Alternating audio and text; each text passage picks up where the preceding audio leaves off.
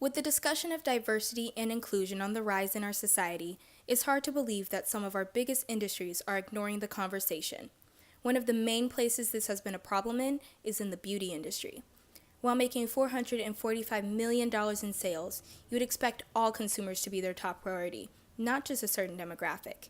It makes you think whether or not brands are concerned with diversity, specifically darker shades, until they receive backlash.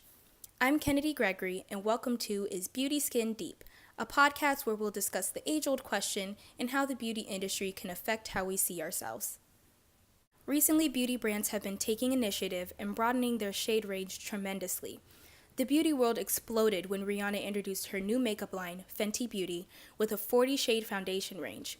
Bloggers and experts were raving about the range and how amazing it was that so many shades and undertones were incorporated in her first launch.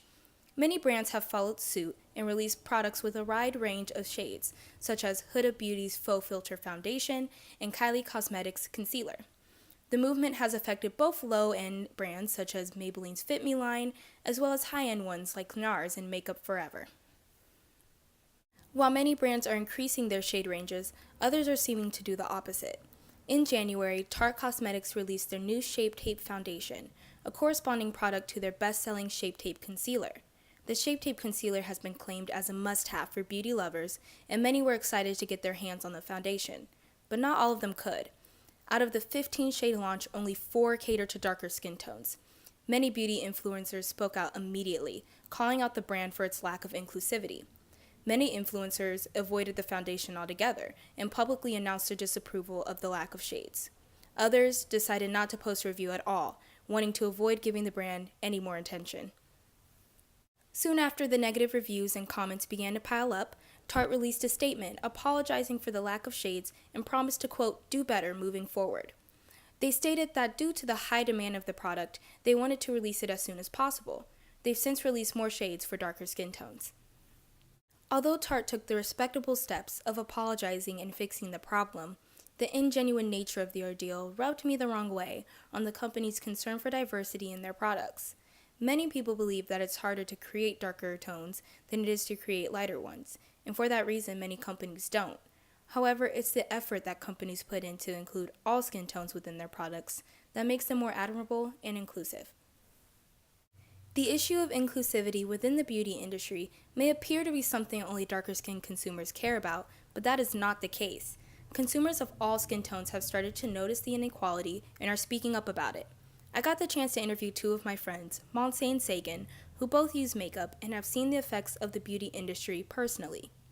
The first person I interviewed was one of my closest friends, Monse, who as a lighter-skinned woman just getting into makeup has already seen how the lack of shades has affected consumers.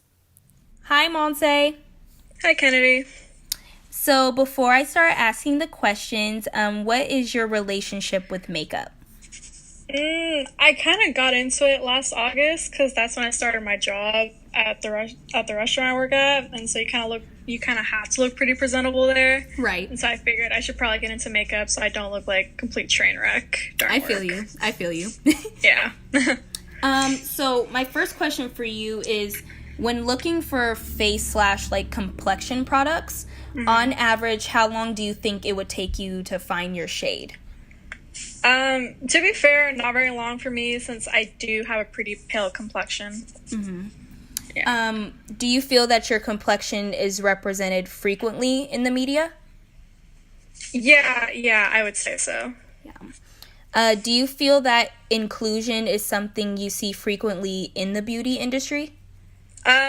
Honestly, no. Like, I'll see different brands like L'Oreal and like Neutrogena, and I'll see they're kind of like they're broad spectrum of like foundation colors. Yeah. And it's really only like on the light side. Yeah. Like, I watched this one YouTuber describe it like 20 shades of beige, and I was like, she summed it up pretty perfectly right there. Right. Do you notice a difference between drugstore and high-end? I guess I should say yes, but not really. Yeah. Like, my $7 Maybelline foundation is pretty similar to my, like, $30 MAC foundation. Like, I don't notice much of a difference. Yeah. Yeah. So when it comes to inclusion in the beauty industry, do you feel like companies are genuine about expanding their shade ranges, or are they more pressured? I would say that companies probably feel more pressured, if anything, because, like, to be fair, I noticed it wasn't until after Rihanna came out with, like, her Fenty line, and, she had, like, a broad range of shades, and so I feel like companies now kind of feel like a pressure to keep up with that, because then because now they have that to be compared to, like, Fenty's line, to be compared to, it's kind of like, oh, now people are going to, like, kind of start pointing out more now that we don't have a lot of ranges, and that's going to, like, impact business negatively, so now we have to kind of, like, keep up with that. So, yeah, definitely more pressure than genuine. Definitely. It kind of feels like if one brand does it, then the rest feel like they have to follow suit. Mm-hmm. Do you feel if Rihanna hadn't had made such a big, like, jump with her first release, do you feel that other brands would have expanded their ranges? I like to think at some point they would have, but definitely not as quickly as they did with Rihanna coming out with her line. So it would have taken a lot longer to see that change, I feel like. Yeah. And what is your hope for the beauty industry going forward? Just to kind of be more inclusive and not kind of think of it from kind of like a money perspective, I guess, kind of like, oh, we gotta do this and that so people don't stop buying from us, oh, like we should be, instead kind of be like, oh, we should be more inclusive, so like everyone kind of feels like, so it can be, so for me it's as easy for someone with a darker complexion to find like a foundation color than like for someone else, you know what I mean? Yeah, that's kind of my hope, I guess. It's a great hope to have. Yep. Well, thank you. Yeah, no problem. The next person I interviewed was my friend Sagan. Sagan is a darker skinned woman and has a lot to say about the topic and how she's seen it in her life. Hi, Sagan. Hi, Kennedy. So before we get started with the questions, I just wanted to ask what your relationship with makeup has been. Okay, so I wear pretty minimal makeup, I feel like, except when I'm trying to, like, I guess, glow one day of the week. We'll see. But I don't usually wear a full face. I just wear eyeliner, I feel like, and then I don't wear mascara either. It's just highlight or some minimal things. And I started when I was in about, like, 8th grade, I would say. Yeah. So, I don't know. I guess that's pretty late. Maybe not. We'll see. Different time periods for different people. Exactly. So my first question for you is, when looking for face or complexion products, on average, how long do you think it would take you to find, like, your perfect shade? Well, I still haven't found my perfect shade. My skin tone is really hard to match with one product. They've tried using that little, like, machine thing, but it's always, like, mixing 2 or 3 shades. And so, yeah, it takes a while. I mean, I was in Ulta for an hour and a half, like, 2 months ago when I was looking for winter formal makeup, but we all good. Right. We all good. It's okay. Do you feel that your complexion is represented frequently in the media? In the media, I feel like for my complexion, yes. Well, now because they're trying to get a lot of models of color especially put out into the media, and I don't think that was something they wanted to do on their own, but were more pressured by people, because people of color weren't being represented in the media. So yes, I feel like there's more representation now of light-skinned girls, but there still isn't equal representation for, I feel like, dark-skinned women of color, and men of color too, which is something that they really need to work on. Yeah, definitely. And you kind of answered it a little bit already, but do you feel that inclusion is something you see frequently in the beauty industry?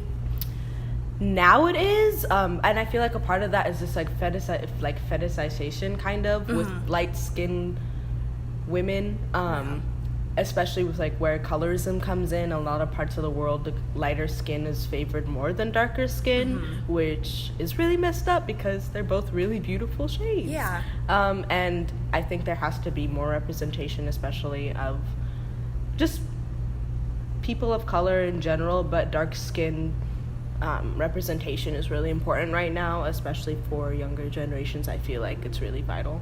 Yeah, I agree. And when it comes to inclusion in the beauty industry, do you feel like companies are genuine about expanding their shade range, or do you feel it comes from a place of, like, pressure or keeping up with other brands? It definitely comes from pressure, because keeping up with other brands and things like that, that in itself is pressure, I feel like. Like when Rihanna dropped her Fenty Beauty line, everybody was like, oh my goodness, like look at this shade range. And there were companies before that who'd always talked about, expanding their shade range and stuff. But now that, they have Rihanna's line, people are more pressured, I feel like, to expand their shade ranges. And so it's definitely comes from like other competition from companies, and then also just in the media, and especially social media, and people advocating for there being like not as much as representation. So it's definitely pressure. Yeah, I agree. I feel like brands before would be like, we're working on it, we're trying, but we're then trying to be diverse. Exactly, but Rihanna came out with it like straight out the gate, so we're all looking like, well, why is it taking you so long? Right. And then last but not least, what is your hope for the beauty industry going forward? I just hope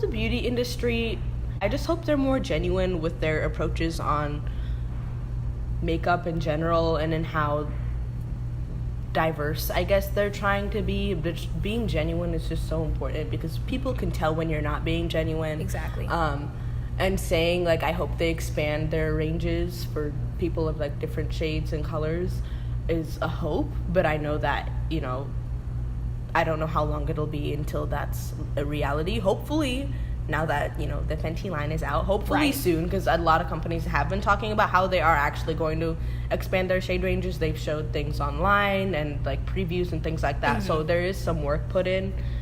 So I just hope that they continue with that, and just spreading positive messages through their platforms too. Like, I mean, I don't know if you follow Rihanna's Fenty line on Instagram. Yes, I do. But they're so positive in their representation, and like they promote, the different people who using their, their products, and it's all kinds of different people, and it's just so cool to see. So, yeah. Well, thank you, Sagan. Of course. As we can see, this affects everyone in every shade. As actress and one of the newest faces of L'Oreal Cosmetics, Asia Naomi King says, "You cannot be what you can't see." We can't expect beauty consumers to feel their best and feel as though they're beautiful if the companies they're buying for are inherently saying that they're not.